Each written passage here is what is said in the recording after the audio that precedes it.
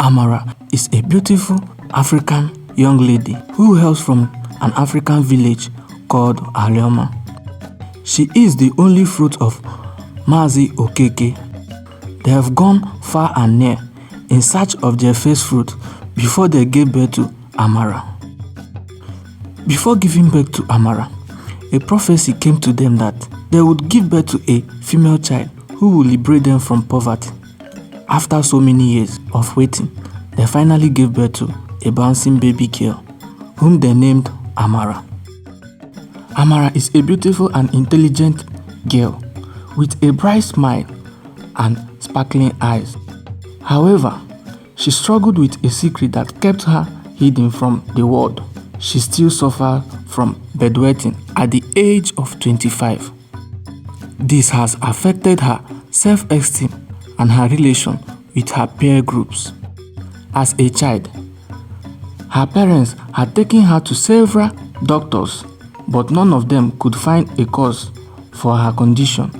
As she grew older, the problem persisted and Amara became increasingly ashamed and embarrassed. She felt like she was the only one in the world with this issue, and it made her feel like a freak.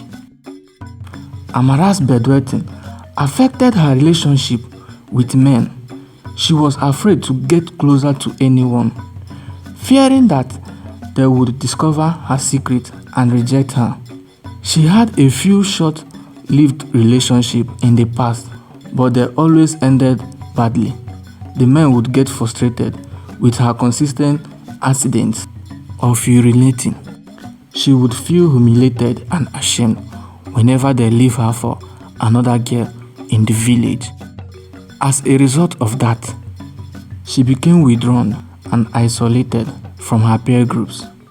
She stopped socializing and going out with friends, afraid that someone might find out about her condition.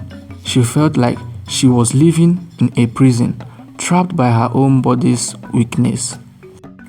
But not so long, another village man named Kofi showed interest in Amara. He agreed to marry Amara, but Kofi never knew Amara still bedwet, as he was just someone who came back from the city. Other girls in the village also wished that Kofi would marry them and not someone who still bedwets at her old age. The beauty of Amara caught his attention, and he became so indebted to Amara and was ready to marry Amara. Not until one afternoon, the village town crier had gone round announcing that there would be a serious meeting which everyone in the village must attend. Amara and her parents went to the meeting together. As everyone was still waiting for the Igwe to come and address the whole village, Amara slept off. Wake up, my daughter." Her mother tapped her with seriousness. "Amara, look at what you are doing in the public." With the sleep still on her eyes, she woke up, asking her mother what is the problem as the Igwe arrived. But her mother interrupted her. "Amara, you are bedwetting in public." She stood up immediately, and all eyes was already on her. She became so ashamed of herself and immediately left the village meeting.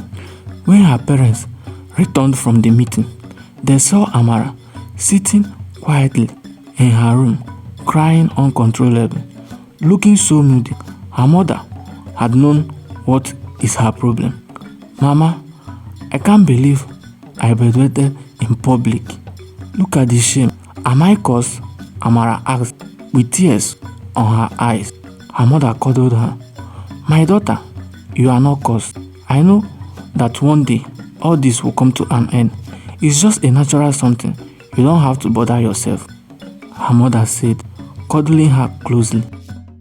Amara became the shadow of herself in the whole village.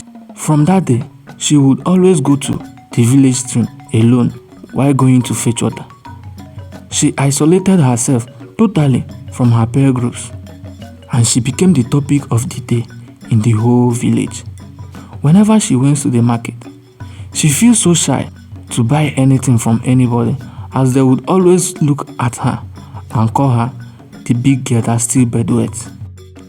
Her parents have taken her to several herbalists to find a solution to her problem. One of them told Amarachi to tie from round her waist whenever she wants to sleep, but she would still wake up in a pool of urine. Amara's several relationship ended because of her bedwetting issue. One day, Amara met a man named Ebuka, who was kind, gentle, and understanding, with a warm smile and piercing brown eyes. Amara was immediately drawn to him, but she was afraid to get close. She didn't want to risk being rejected again. Despite her fear, Amara found herself falling deeply in love with Ebuka. She tried to keep her distance, but Ebuka persuaded her, showing her with kindness and affection. And soon they started dating. As their relationship deepens, Amara's fear of being discovered grew. She knew that she couldn't keep her secret hidden forever, but she was terrified of how Ebuka would react. Would he be disgusted? Would he leave me like others? She frequently asked herself. One night, Amara and Ebuka decided to spend the night together at his house.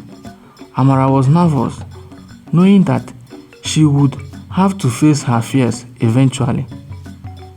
As they laid in bed, Amara felt a sense of peace washed over her.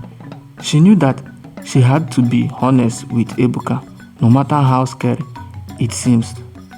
As they drift off to sleep, Amara's body betrayed her. She bedwetted again. She felt the familiar sensation of warmth spreading through her, and she knew that she had had an accident of bedwetting again. The next morning, Amara woke up to find Kofi sitting beside her, holding her hands. He looked at her with kindness and compassion.